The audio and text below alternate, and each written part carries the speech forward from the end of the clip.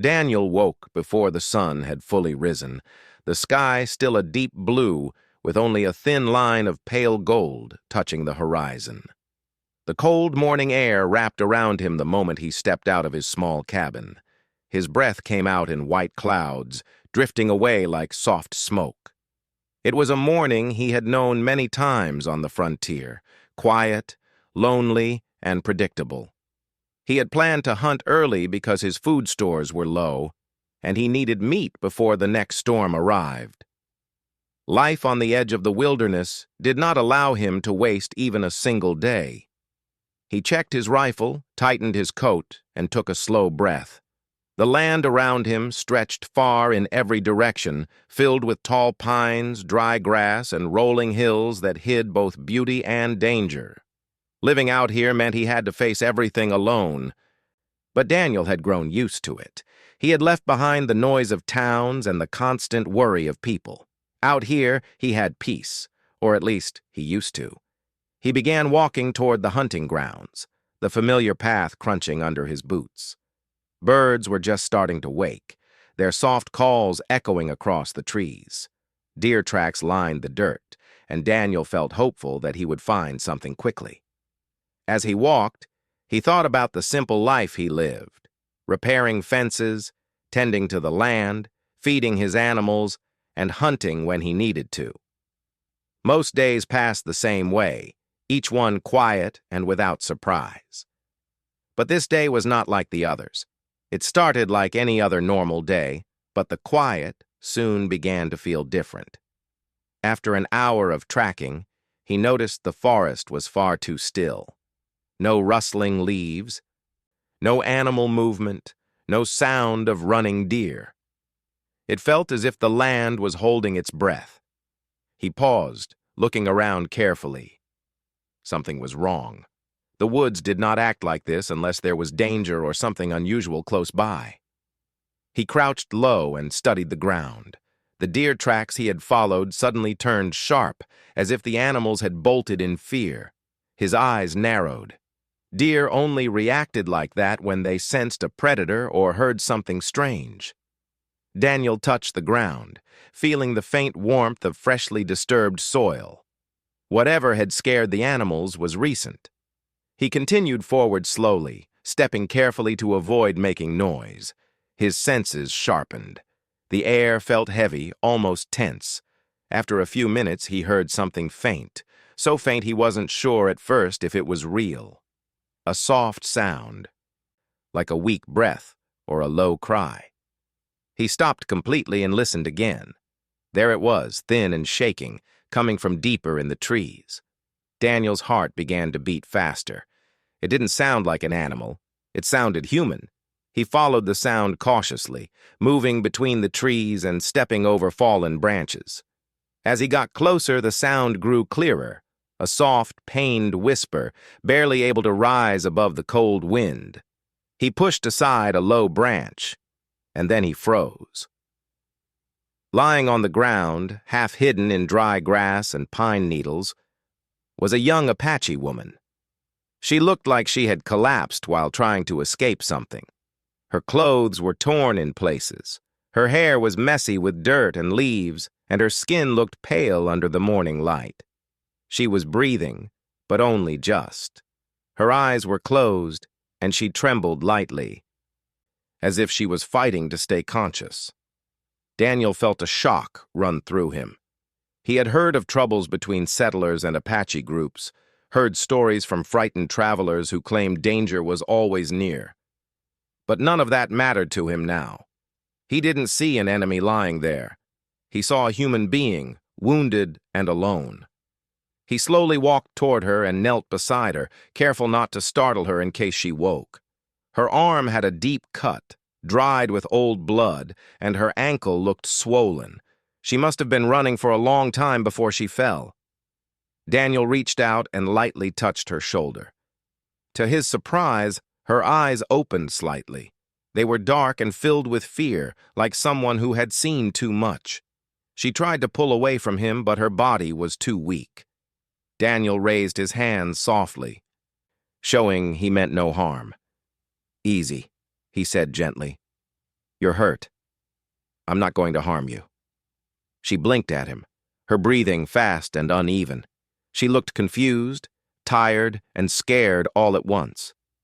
He didn't expect her to understand his words, but he hoped she understood his calm voice and open hands. After a moment, her eyes closed again, and her body relaxed slightly, as if she no longer had the strength to stay awake. Daniel knew he couldn't leave her out here. Even if she tried to walk, she would fall again. Even if she wasn't afraid of him, the cold night ahead would finish what her injuries had started. He looked around the forest carefully. If someone had harmed her, they might still be nearby. But he saw no tracks except hers, uneven, dragging, and desperate. Whoever chased her wasn't close now. Daniel took a deep breath. He knew what he had to do. He placed his rifle on his shoulder, leaned down, and lifted her into his arms. She was lighter than he expected, but the moment he lifted her, she winced quietly, her face tightening with pain. Daniel whispered a soft apology, wishing he could help her without causing her more hurt. The journey back to the cabin felt longer than it had earlier. The woman felt fragile in his arms, and he adjusted his hold often to make her more comfortable. Every few minutes he checked her breathing to be sure she was still with him. The forest around him seemed to watch silently, as if aware that something unusual was happening. Daniel kept his eyes open for danger, constantly checking behind him. He didn't want any trouble, not from animals, not from people, not from anyone who might be looking for her. But the woods remained quiet. By the time he reached the edge of his land, the sky had brightened fully. His cabin stood like a solid shape against the rising light, smoke still faint from the fire he kept overnight. He pushed open the door carefully with his boot, stepped inside, and gently laid her on his bed, the only soft place in the small room. She looked even more fragile in the dim light of the cabin. Her breathing was shallow, and she seemed lost in a painful sleep. Daniel quickly set down his rifle and gathered cloth, warm water, and the small herbs he kept for healing cuts from his work around the ranch. He cleaned her wounds slowly and carefully, trying not to wake her. She stirred sometimes, her lashes trembling, but she didn't speak or open her eyes. He wrapped her injured arm, checked her ankle, and placed a warm blanket over her. As he worked, his mind filled with questions. Who was she? Where had she come from? Who had hurt her? And most importantly, was someone looking for her right now? Daniel pulled up a chair and sat near her, listening to her breathing. He didn't know what tomorrow would bring. He didn't know how her people would react if they found her with him. He didn't even know if she would wake up today. But he did know one thing. He couldn't leave her out there, and he couldn't turn his back on someone who needed help, not when he was the only person who had found her. The morning passed slowly, and Daniel stayed by her side. The sun climbed higher, lighting the cabin with a warm glow. She slept deeply, her face soft and calm for the first time since he found her. Daniel watched her for a long moment, then breathed out softly. He had gone out hunting for meat, hoping to fill his empty pantry, but instead, he had returned with something far more unexpected, a wounded Apache woman whose presence would change everything he thought he knew about his quiet, predictable life. The sun had already climbed halfway into the sky when the woman finally stirred. Daniel, who had been checking her wound and keeping the room warm, noticed the slight movement and turned quickly.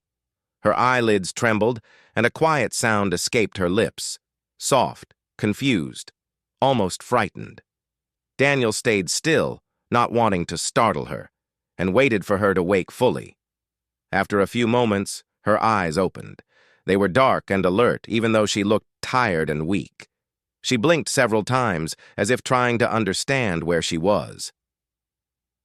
Her gaze roamed the small cabin, the wooden walls, the simple table, the fire in the corner, and finally, Daniel sitting quietly beside her. The moment she saw him, her body tensed, as if preparing to defend herself despite her injuries. Daniel raised his hands slightly, showing he meant no harm. "You're safe," he said in a calm voice. "You're hurt.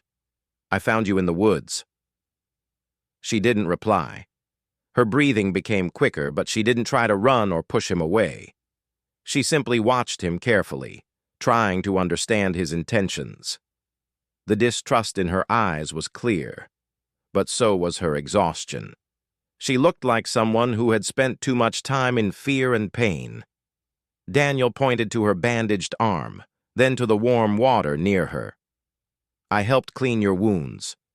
You were in bad shape," he explained softly. For a long moment, she said nothing. Then, in a very quiet voice, she whispered a single word. "Why?" Her voice was soft, but carried more confusion than anything else. Why would a rancher help someone he didn't know? Someone from a group often viewed with tension by settlers? Daniel didn't know how to explain it in a way she would fully understand, so he replied simply, "Because you needed help." She stared at him, and something in her expression softened just a little. A moment later, she tried to sit up. Daniel quickly reached forward to steady her, but she flinched before allowing him to guide her gently. Her arm shook as she pushed herself upright, and she leaned back against the headboard with a tired sigh. He offered her a cup of water. She hesitated, studying his face, trying to judge his trustworthiness. Finally, she reached out slowly and took it with both hands. Her fingers shook as she lifted the cup to her lips, sipping carefully. After finishing, she lowered the cup and looked at him again. Daniel smiled politely, hoping to ease her fear. "My name is Daniel," he said softly, touching his chest so she could understand. She looked at him quietly. Her lips parted slightly as if she wanted to say something, but she seemed unsure. After a moment, she whispered her name. "Nayeli." Daniel repeated it softly, making sure to pronounce it gently, and she gave the smallest nod, confirming he had said it correctly. It was the first shared understanding between them. The silence that followed was not as tense as before. Nayeli glanced around the cabin once more, taking in the small shelves, the tools hanging on the wall, and the fire that kept the room warm. She touched the blanket covering her as if surprised by the comfort around her. Daniel saw her looking and said, "You can rest here until you're strong again. I won't harm you." She didn't respond, but her shoulders loosened just a little. He stood up and walked toward the fire to prepare something warm for her to eat. He kept his movements slow, not wanting to alarm her. He cooked a simple broth using the last vegetables he had, stirring it gently so it wouldn't burn. The familiar smell filled the cabin, and Nayeli's eyes followed his movements with curiosity. Daniel realized she was hungry, though she didn't say it. When the food was ready, he carried the bowl to her. She looked at it, then at him. Her expression showed hesitation again, but also a deep hunger she was trying to hide. Daniel placed the bowl beside her and stepped back, showing she didn't have to fear him standing too close. She took a long moment before tasting the broth. When she finally did, her eyes softened. It wasn't fancy food, but it was warm, gentle, and comforting, something she clearly had not experienced for days. She ate slowly, as if every bite reminded her that she was still alive. While she ate, Daniel sat near the fire. He didn't press her with questions. He simply let the silence stay soft between them. Later, after finishing the meal, Nayeli rested again. Daniel used the time to check the land outside. He opened the door and scanned the open space around the cabin. He saw no sign of riders or tracks, but he still felt uneasy. He didn't know what trouble Nayeli had escaped from, and he didn't know if it was still following her. He returned indoors, and as he closed the door behind him, he saw her watching him with cautious eyes. She looked at him as if trying to understand why he kept checking outside. Daniel walked over and sat in his chair again. "Someone hurt you," he said softly. "Are they coming here?"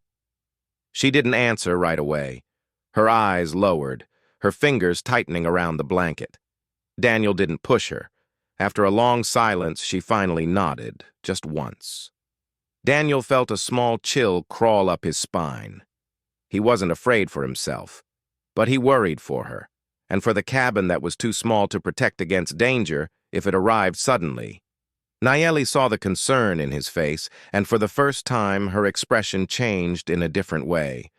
She looked almost regretful, as if she felt guilty for bringing trouble into the home of a man she barely knew. Daniel shook his head softly to reassure her. "You don't need to be afraid," he said gently. She looked at him, her dark eyes steady on his. Then, slowly, she began to speak. The words came out uneven, as if her strength wasn't fully back. She told him that her group had been attacked far from their land. A rival band had ambushed them at dawn, scattering everyone. She had been separated from her people and chased through the forest. Her injury came from the fall she took while trying to escape. She had been running for days, hungry, wounded, and alone. Daniel listened quietly.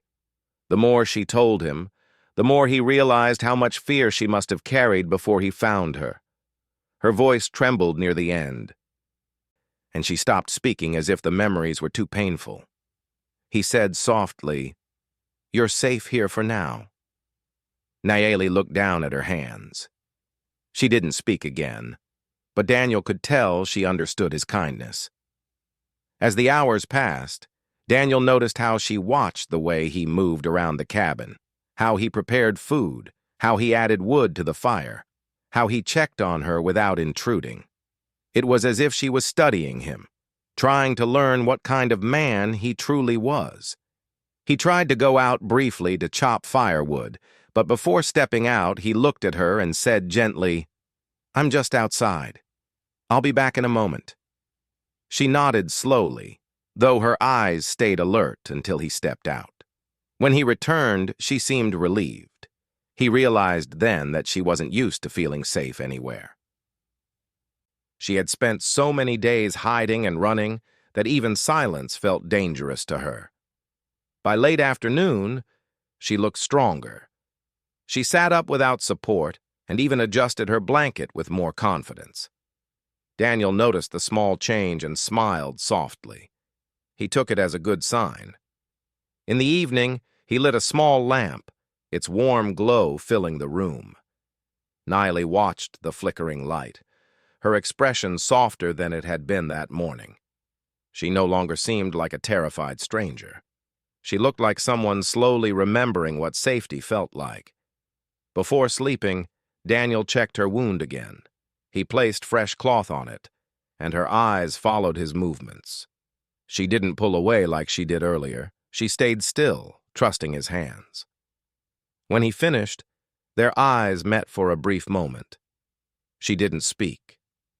But the gratitude in her gaze was clear. It wasn't loud or dramatic. It was quiet, like the calm after a storm. As night settled over the cabin, Daniel prepared a place on the floor to sleep, leaving the bed for her. She watched him, confused, and pointed at the floor as if asking why he wasn't using the bed himself. He simply shook his head with a small smile. "You need it more." She didn't argue. She lay back, pulling the blanket around her, and Daniel lay down near the fire.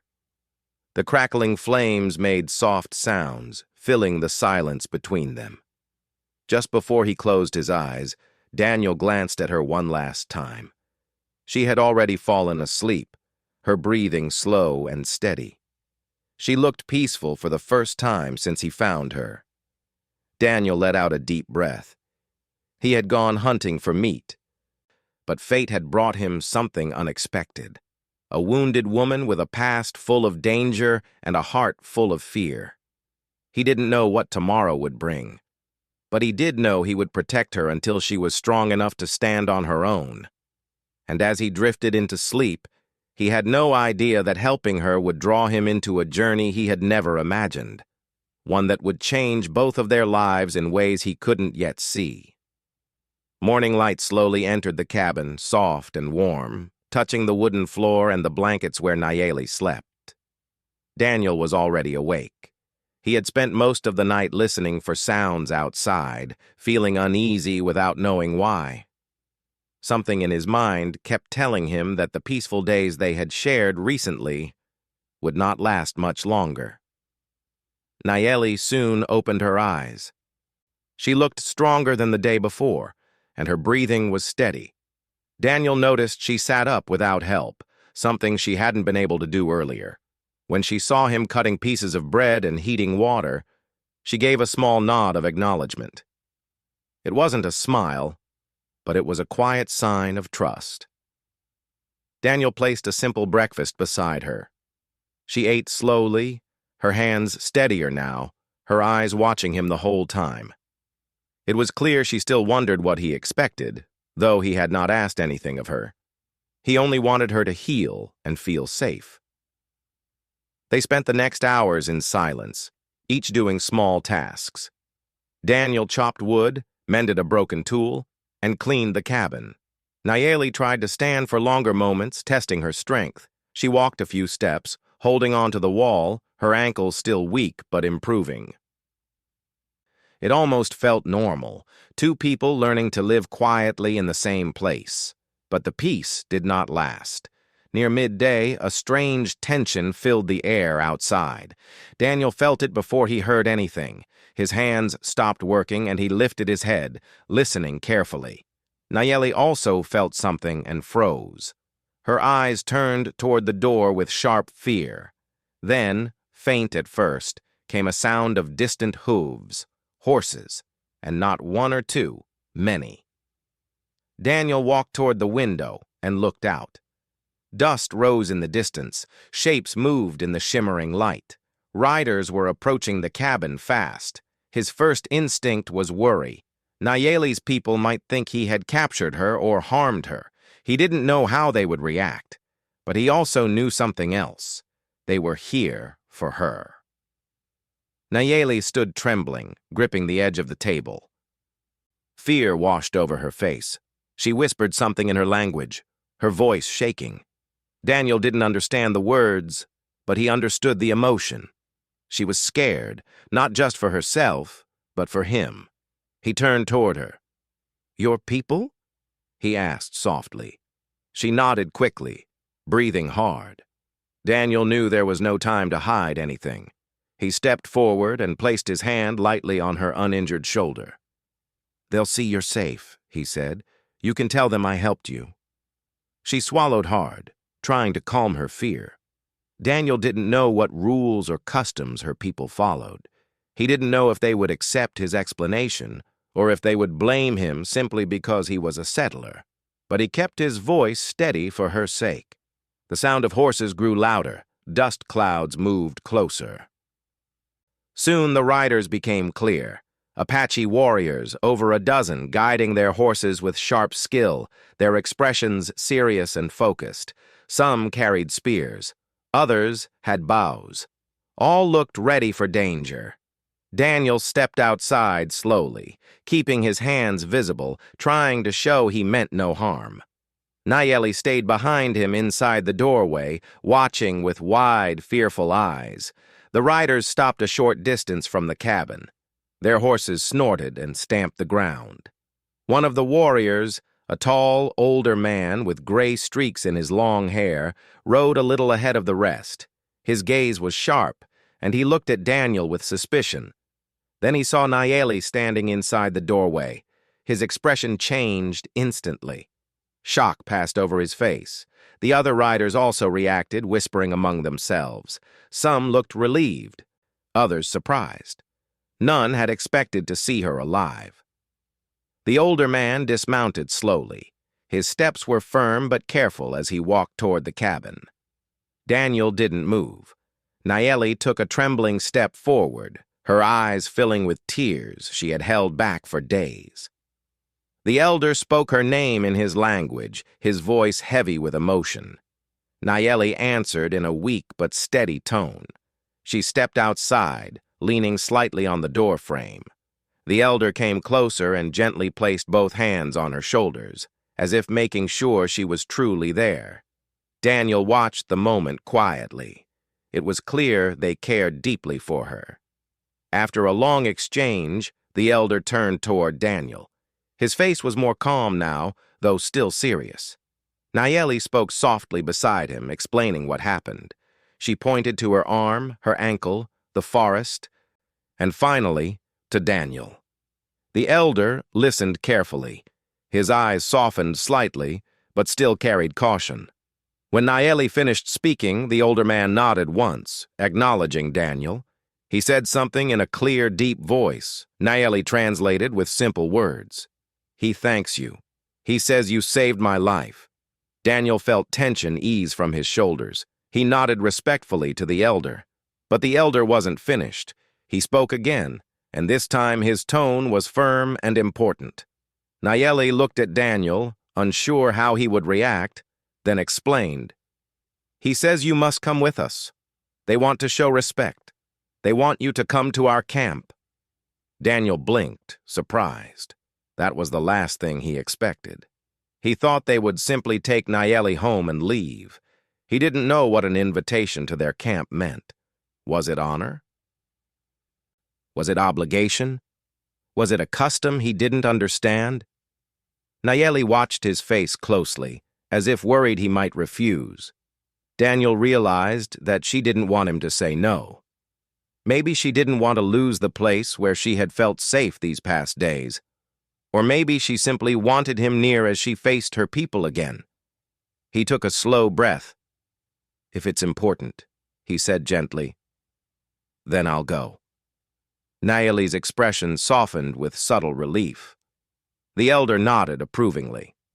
The warriors prepared their horses. One of them guided a spare horse toward Daniel. It was a strong, calm animal with a dark coat. Daniel wasn't used to riding with others. He mostly worked alone.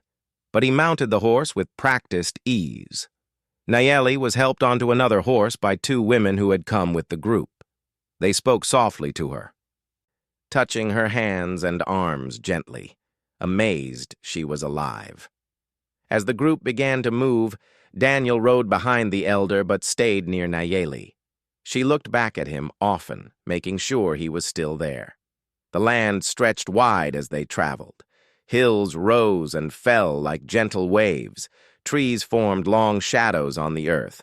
The riders moved smoothly, their horses following familiar paths that Daniel had never seen before. For the first time, Daniel realized just how vast and deep their world was, how much he had never understood about the people who lived beyond the borders of his small ranch. Nayeli leaned slightly toward him when their horses drew close. She spoke softly, so only he would hear. "I was afraid they would think you harmed me." Daniel shook his head. "I was afraid too," he admitted. But they saw the truth. She looked ahead at her people, then back at him. "You came with us," she said quietly. "Not many would do that." Daniel didn't know how to explain it fully. He simply said, "I wanted to make sure you were safe." Nayeli looked at him for a long moment. Something gentle and warm flickered in her expression, something new, something that neither of them spoke aloud, but both felt silently. As the sun dropped lower, their camp came into sight. Smoke rose from cooking fires and the sound of voices filled the air. Children ran between the tents and older members worked with calm, practiced movements. When the group entered the camp, people turned to look at Daniel with curiosity. Some whispered, some pointed, but many looked directly at Nayeli first, recognizing her immediately. Mothers, elders, young men, they all came closer, speaking softly, some touching her hands or shoulders with relief and gratitude. She answered each of them gently. They could see she was alive because someone had helped her. The elder raised his hand, silencing the crowd. Then he spoke loudly, his voice carrying through the entire camp. Everyone listened as he explained how Nayeli had been found near death, and how Daniel had cared for her and given her shelter. He described the danger she overcame and the kindness that kept her alive. Eyes turned toward Daniel with new respect. Nayeli stood beside him, not leaning anymore. She stood straight, proud, and strong in spirit, even though her body was still healing. She looked at Daniel with quiet gratitude.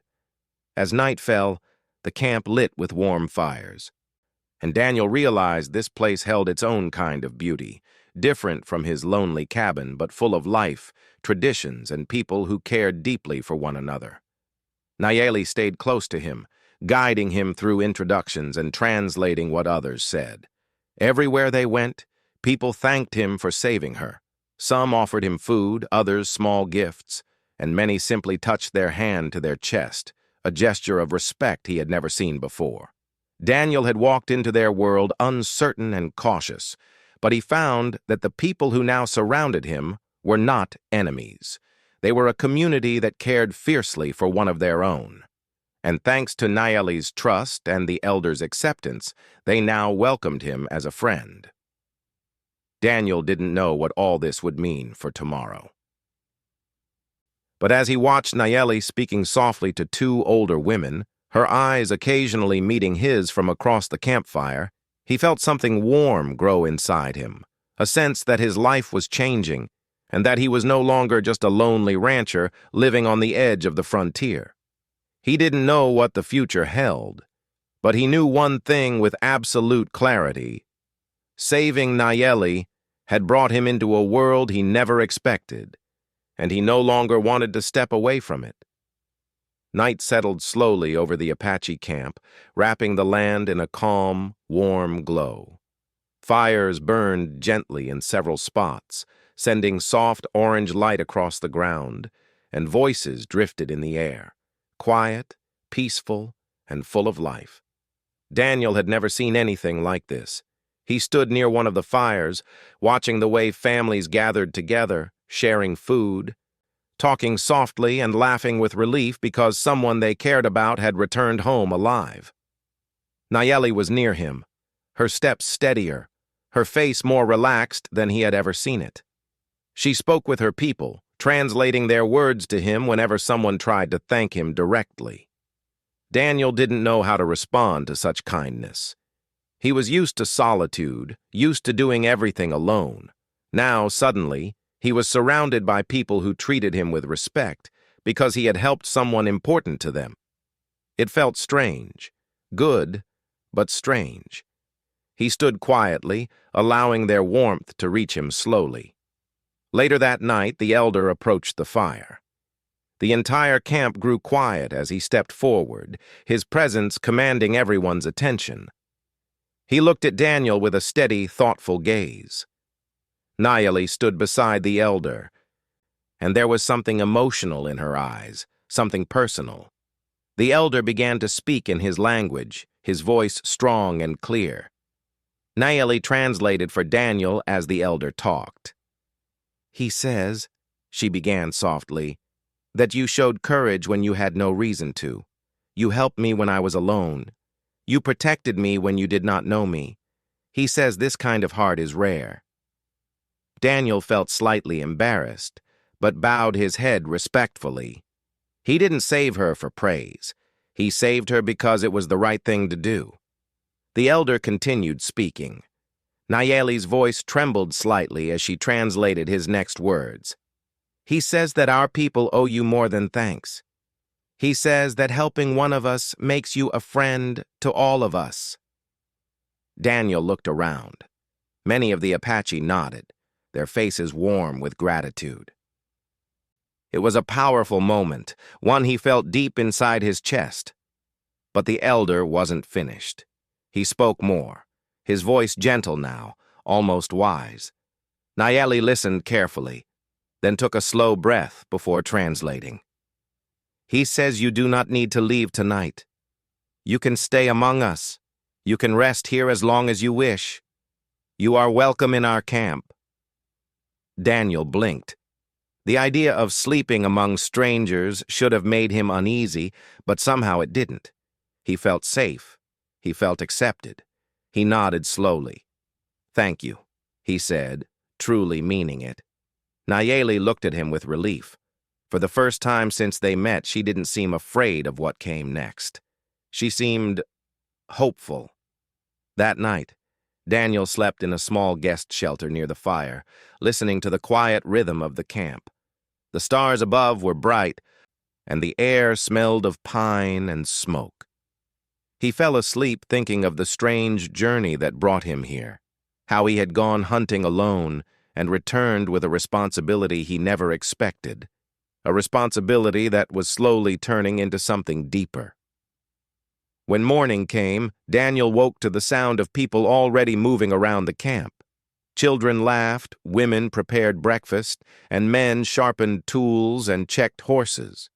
It was a busy, vibrant world, full of life and unity. Daniel stepped outside and found Nayeli waiting near the entrance, wrapped in a warm blanket, her expression bright and peaceful. "You slept well?" she asked softly. Daniel nodded. "Better than I expected." She walked with him through the camp, introducing him to people as they approached. Some of the women touched her arm gently, smiling warmly at Daniel. Young men nodded respectfully, giving him quiet looks of approval. Children whispered to each other, staring curiously at the stranger who had helped someone they loved. Everywhere they went, people welcomed him. Daniel felt his heart warm in a way he hadn't experienced in a long time. It felt like belonging, something he had spent years without. Nayeli guided him toward a small area where the elder and a few others sat discussing something important. When they arrived, the elder gestured for Daniel to sit. Nayeli sat beside him, her presence comforting and familiar. The elder spoke again, and Nayeli translated. "He says they will rest here for the day, but tomorrow they must travel back to their main homeland. He says they wish for you to come with them, even if only for a short time, so everyone can honor you properly." Daniel hesitated. He hadn't expected an invitation to go deeper into their world. He didn't know their traditions, didn't know their expectations. But he looked at Nayeli, who watched him quietly. Her eyes held no fear now. Instead, they held trust in him. He took a breath and nodded slowly. "I'll go," he said softly. Nayeli's face brightened, relieved and grateful. The rest of the day passed calmly.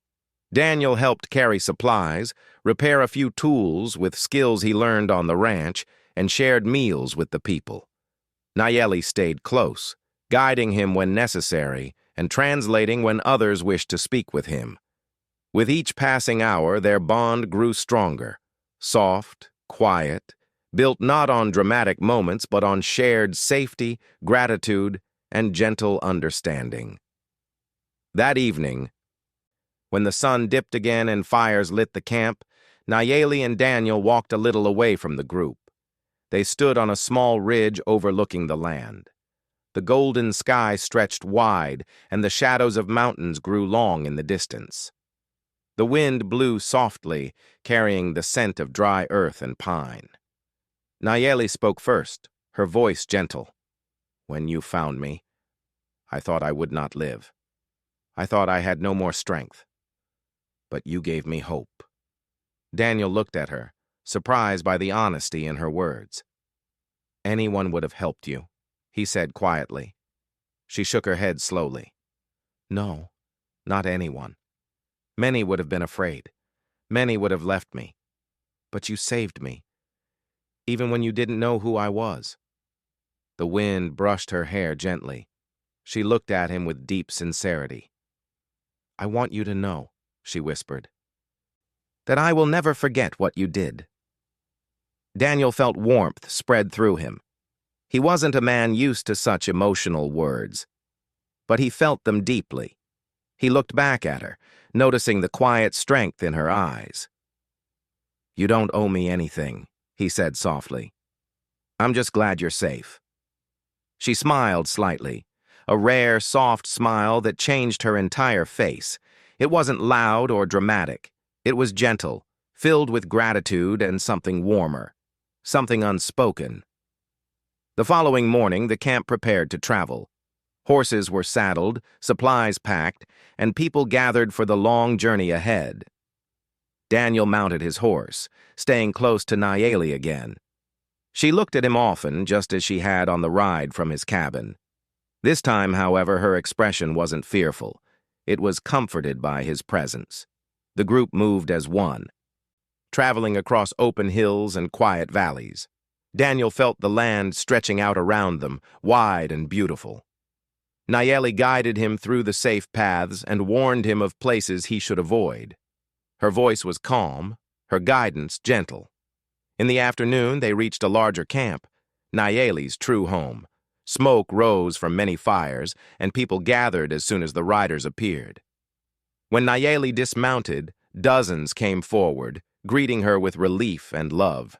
She greeted them warmly, but she always looked back to make sure Daniel was still near. Before the sun set, the elder gathered everyone again. He spoke of Daniel's kindness, of Nayeli's escape, of the danger she had survived. The entire community listened, their eyes filled with respect. Daniel stood quietly beside Nayeli. She looked at him with gratitude, her expression soft and full of emotion. When the gathering ended, the elder approached Daniel one last time. He placed a hand on Daniel's shoulder, a gesture of deep respect, and spoke gently. Nayeli translated with a steady voice. "He says you are always welcome here. He says you helped us when we were losing hope. He says this bond between you and our people will not be forgotten." Daniel nodded slowly, touched by the sincerity. As the sky turned dark, Nayeli walked with him toward his horse. She stood close, her voice barely above a whisper. "You came with me," she said softly. "You didn't have to, but you did." He looked at her, understanding exactly what she meant, even if neither dared to speak it fully. "I couldn't let you face everything alone," he replied quietly. Nayeli's eyes softened. The firelight reflected in them, making them warm and gentle. For a moment, they simply stood there in silence, the world around them quiet and peaceful. Then she said the words that marked the turning point in both their lives. "When you return to your home, I want to go with you." Daniel stared at her, surprised but moved. Nayeli continued before he could speak. "I feel safe with you. I want to see your land again, and I want to thank you in a way simple words cannot." He understood her completely, not as a stranger anymore, but as someone whose life was now connected to his. He nodded slowly, and she smiled softly. Together they mounted their horses and began the quiet ride back toward his cabin. Not as strangers, not as rescuer and rescued, but as two people whose lives had changed the moment their paths crossed. Two people returning to a place where fate had brought them together. Two people no longer alone.